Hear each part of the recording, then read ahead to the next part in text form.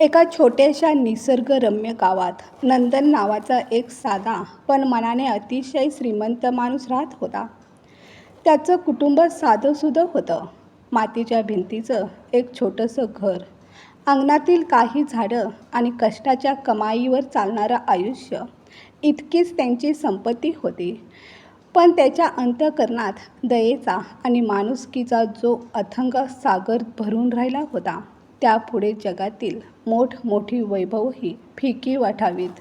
कुटुंबाचा उदरनिर्वाह करण्यासाठी नंदन रात्रंदिवस कष्ट करत असे. उन्हाची तमा न बाळगता तो शेतात राबत असे.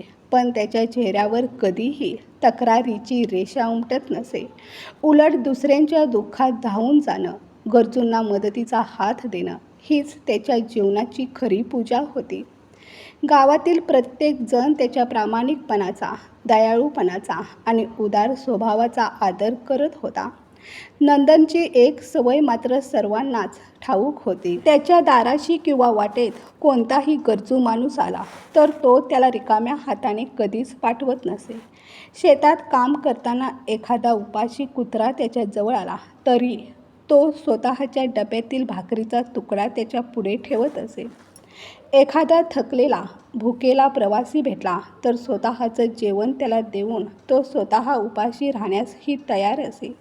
त्याची पत्नी कलावती मात्र त्याच्या या स्वभावामुळे अनेकदा त्रस्त होत असे. ती वैतागून म्हणायची, तुमच्या या दानधर्माच्या नादात आपलं स्वयंपाकघर कायम रिकामं राहतं. थोडासा विचार स्वतःच्या संसाराचाही करा. जगाचं दुःख दूर करताना आपल्या घराकडेही लक्ष द्या. त्यावर नंदन फक्त हसत असे. शांत स्वरात तो म्हणायचा, कलावती, उपाशी पोट हा माणसाचा सर्वात मोठा शत्रू असतो.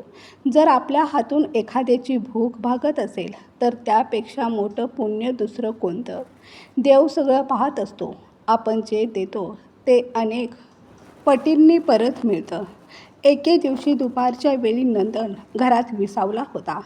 उन्हाचा तडका इतका प्रखर होता की रस्त्यावर चीट पाखरूही दिसत नव्हतं. इतक्यात दाराच्या दरवाजाबाहेरून एक अशक्त आवाज ऐकू आला, कोणी आहे का? तो आवाज इतका क्षीण आणि थरथरणारा होता की जणू अनेक दिवसांच्या उपासमारीने आणि थकव्याने त्यातील शक्ती संपून गेली होती. स्वयंपाकघरात काम करत असलेल्या कलावतीने खिडकीतून बाहेर डोकावलं. दारात एक वृद्ध साधू उभे होते. त्यांचे कपडे धुळीने माखलेले होते. अंगावर थकवेची सावली होती आणि चेहऱ्यावर उपासमारीच्या स्पष्ट खुणा दिसत होत्या. त्यांना पाहताच कलावती नाराजीने पुटपुटली, बस, आता यांचीच कमी होती. आज पुन्हा भाकरीची टोपली रिकामी होणार. पण नंदनने तिच्या शब्दांकडे दुर्लक्ष केलं. तो तत्काळ उठला आणि दरवाजा उघडण्यासाठी पुढे गेला. दार उघडताच त्याच्या नजरेसमोर एक अत्यंत क्रूश, अशक्त आणि थकलेला वृद्ध साधू उभा असल्याचं त्याला दिसलं. त्यांच्या अंगावरील वस्त्र मळकट झाली होती. कपाळावर घामाचे थेंब चमकत होते आणि त्यांच्या डोळ्यात प्रचंड थकवेची छाया होती. नंदनच्या मनात करुणा दाटून आली. बाबा, आत या, तो आदराने म्हणाला. त्याने घरातील लाकडी स्टूल पुढे सरकवला. कृपया इथे बसा, मी तुमच्यासाठी पाणी घेऊन येतो.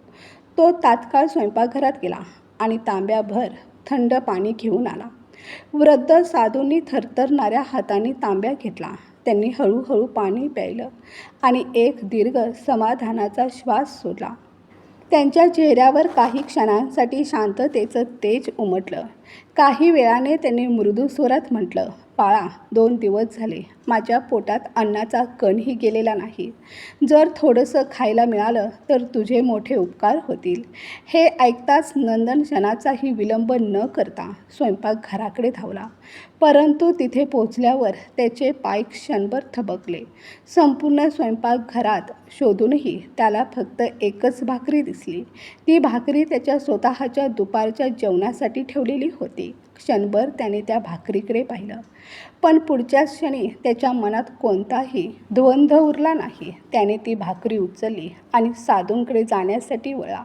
तेवढ्यात कलावतीने त्याचा हात धरला. हे काय करताय तुम्ही? ती संतापाने म्हणाली, ही भाकरी तुमच्यासाठी ठेवली आहे. ती दिलीत तर तुम्ही उपाशी राहाल. हे साधू बाबा दुसऱ्या कुणाकडेही जाऊ शकतात, पण आपल्याला उपाशी राहावं लागलं तर आपल्यासाठी कोण येणार आहे? नंदनने तिच्याकडे शांत नजरेनं पाहिलं.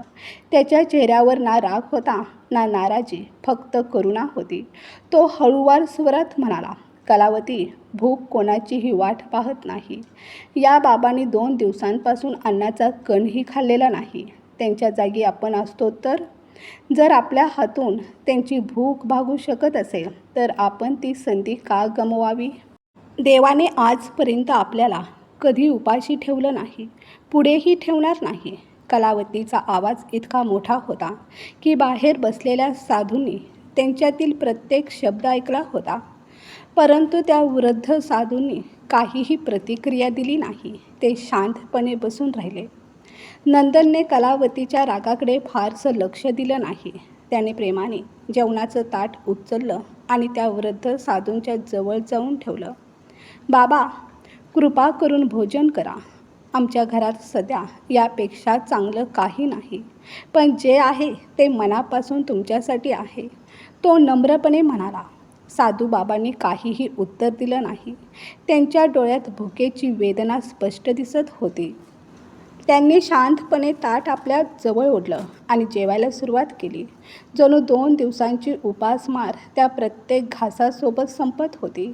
काही क्षणात त्यांनी संपूर्ण भोजन संपवलं. त्यानंतर पाण्याचा तांब्या हातात घेतला. हळूहळू पाणी प्यायले आणि समाधानाने डोळे मिटून काही वेळ शांत बसून राहिले. घरात एक विलक्षण शांतता पसरली होती. थोड्या वेळाने साधू बाबा उठले. ते निघायच्या तयारीत होते. मात्र दारापर्यंत पोहोचल्यावर त्यांनी नंदनला जवळ बोलावलं. बाळा, इकडे ये, त्यांनी प्रेमाने म्हटलं. नंदन आदराने त्यांच्या जवळ गेला. तेव्हा साधूंनी आपल्या झोळीत हात घातला आणि त्यातून एक सुंदर तेजस्वी सोन्याचं भांडं बाहेर काढलं. सूर्यकिरण त्यावर पडताच त्यातून सोनेरी झळाळी चारीही दिशांना पसरली. ते भांडं त्यांनी नंदनच्या हातात ठेवलं. नंदन क्षणभर स्तब्ध झाला. बाबा, हे मी घेऊ शकत नाही, तो घाबरतच म्हणाला. हे तुमचं आहे, मी यावर कसा अधिकार सांगू? साधू बाबांच्या ओठावर मंद स्मित उमटलं. बाळा, हे तुझ्या जवळच राहू दे, ते शांत स्वरात म्हणाले. गेल्या आठवड्यात एका राजाने मला हे दान म्हणून दिलं होतं, पण माझ्यासारख्या संन्याशाला या सोन्याच्या भांड्याचा काय उपयोग? मी तर अशा व्यक्तीच्या शोधात होतो जी खऱ्या अर्थाने यासाठी पात्र असेल. आज मला ती व्यक्ती सापडली आहे. नंदन आश्चर्याने त्यांच्याकडे पाहत राहिला. साधू बाबा पुढे म्हणाले, हे तुझ्या सत्कर्माचं फळ आहे. नेहमी लक्षात ठेव, कर्म हाच खरा धर्म आहे. तू कोणत्याही अपेक्षेशिवाय, कोणत्याही स्वार्थाशिवाय माझी मदत केलीस. जगात अनेक जण दान करतात, पण मनापासून केलेली सेवा फार थोड्यांच्या वाट्याला येते. चांगली कर्म करत राहा. योग्य वेळ आल्यावर परमेश्वर माणसाला त्याच्या कर्माचं फळ नक्कीच देतो. तुझी दया, तुझं विशाल हृदय आणि तुझी निस्वार्थ सेवा तुला आणि तुझ्या कुटुंबाला सुख, समाधान आणि शांती प्रदान करेल. क्षणभर थांबून त्यांनी त्या सोन्याच्या भांड्याकडं पाहिलं आणि पुन्हा म्हणाले, हे भांडं जपून ठेव. त्याचा उपयोग विचारपूर्वक कर. पण एक गोष्ट कधीही विसरू नकोस, या भांड्यामुळे तुझ्या मनातील दयाळूपणा आणि माणुसकी कमी होता कामा नये. हे भांडं केवळ एक वस्तू आहे, एक प्रतीक आहे. ते तुला नेहमी आठवण करून देईल की देव प्रत्येक चांगल्या कर्माची नोंद ठेवतो आणि योग्य वेळी त्याची कदरही करतो. हे शब्द बोलून साधू बाबा वळले आणि हळूहळू पुढे निघून गेले. नंदन मात्र जागच्या जागी उभा राहिला. एका हातात सोन्याचं भांडं होतं आणि दुसऱ्या हातात आयुष्यभरासाठी मिळालेला एक अमूल्य संदेश. तो त्या वृद्ध साधूंना दूरवर जाताना पाहत राहिला. त्याच्या डोळ्यात आनंदाचे अश्रू तरळले होते. त्या क्षणी त्याने स्वतःशी एक दृढ संकल्प केला. परिस्थिती कितीही कठीण असो, संकट कितीही मोठी असोत, तो आयुष्यभर दुसऱ्यांची मदत करत राहील आणि माणुसकीचा मार्ग कधीही सोडणार नाही. मित्रांनो, कर्म हाच खरा धर्म आहे, जो मनुष्य फळाची अपेक्षा न करता दुसऱ्यांचं भलं करतो. गरजूंना मदतीचा हात देतो आणि निस्वार्थ भावनेने सत्कर्म करत राहतो, त्याला परमेश्वर कोणत्या ना कोणत्या रूपाने त्याच्या चांगुलपणाचं फळ नक्कीच देतो. म्हणूनच योग्य काम करण्यापासून कधीही मागे हटू नका. शक्य असेल तेव्हा दुसऱ्यांच्या मदतीला धावून जा, कारण माणुसकीपेक्षा मोठं धन आणि सत्कर्मापेक्षा मोठा धर्म या जगात दुसरा नाही. ही कथा तुम्हाला आवडली असेल तर तिला लाईक करा, आपल्या मित्रपरिवारासोबत शेअर करा आणि अशाच प्रेरणादायी कथा ऐकण्यासाठी आमच्या चॅनलला सबस्क्राईब करायला विसरू नका. धन्यवाद.